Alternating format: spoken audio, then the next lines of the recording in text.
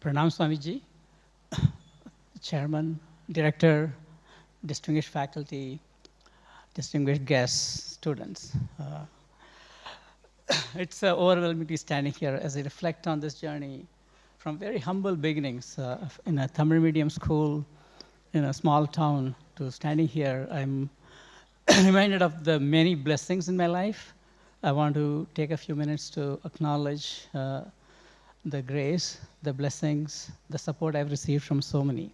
First, I want to start with the grace of my guru, who's that has stood me, eliminated the many paths, very unusual ones I have crossed, and sustained me during the many challenges that one faces as a part of life, and stay humble with the few successes that have come my way too.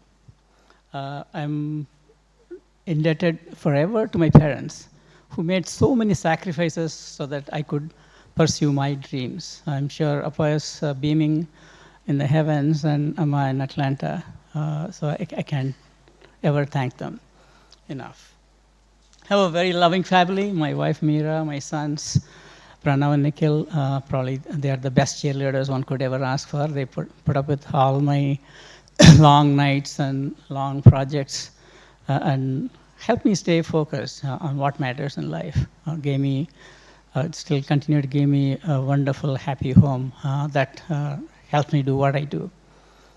I've been very fortunate to work with some really renowned scholars, great students. I've learned a lot from them, and that's priceless. I also finally want to acknowledge the 18th batch, probably the best batch this school has ever produced. No questions. Okay. Every one of them is a DA in my book. Okay. There are a couple of them here, Ajay and JJ.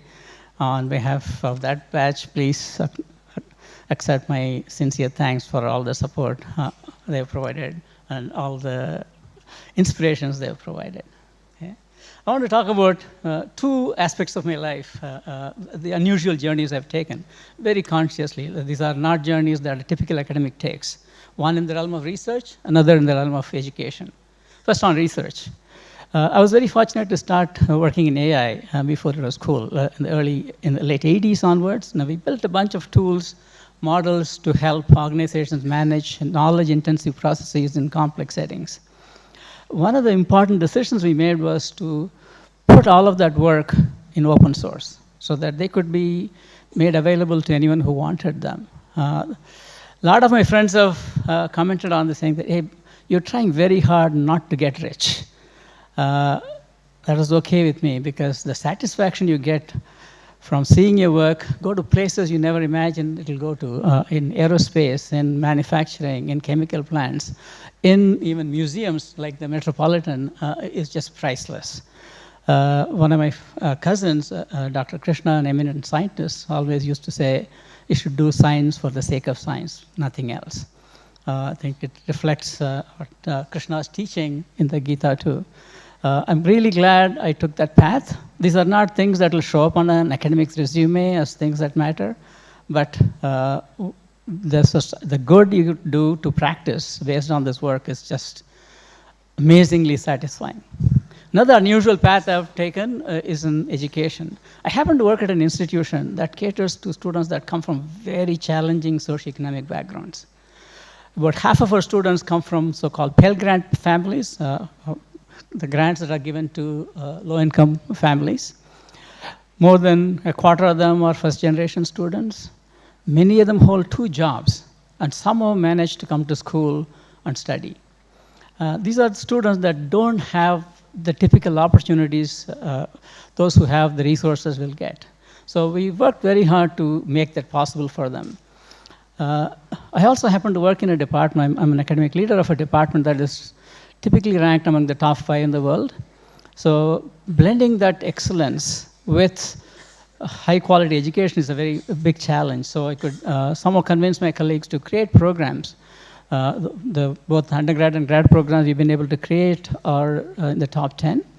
And also, this is a very rare combination of academic excellence, high quality programs. but we focused on access of these programs to students who will not normally benefit from these. And the results are just phenomenal. That we also do it at scale. We are one of the largest programs of its kind in the US. So we are able to transform the lives of hundreds of students with opportunities they will never get anywhere else. And it not only we are in the business of changing lives. I really can truly say that. And it not only changes the lives of the students we impact, but also their entire ecosystem. Their families, their friends, they all get positively impacted by what we do. Again, not something that typically shows up on the KPIs with which academics are judged, but immensely satisfying to do that kind of work. So we're able to bring academic excellence with social good. So these two experiences, I want to talk about the lessons for myself. One of the things that taught me is that the true measure of success in life is not in comparison with someone else, but the quiet test of one's own growth. Rather than chasing someone else's version of success, one should define, we just honor our own journeys. Each of us take different paths. Each of us have different challenges, different resources. So all we need to do is to figure out what really matters to us and pursue those dreams. It doesn't matter what someone else thinks about this. And you can't measure the immense satisfaction if you pursue a dream that is both purpose-driven, has societal good, and is done with integrity. Okay. So again, to close, I'm really, really deeply humbled and honored by this award.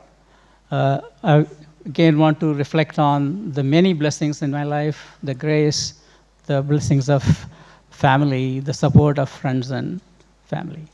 Thank you for taking the time to bestow upon me this incredible honor. Thank you so much.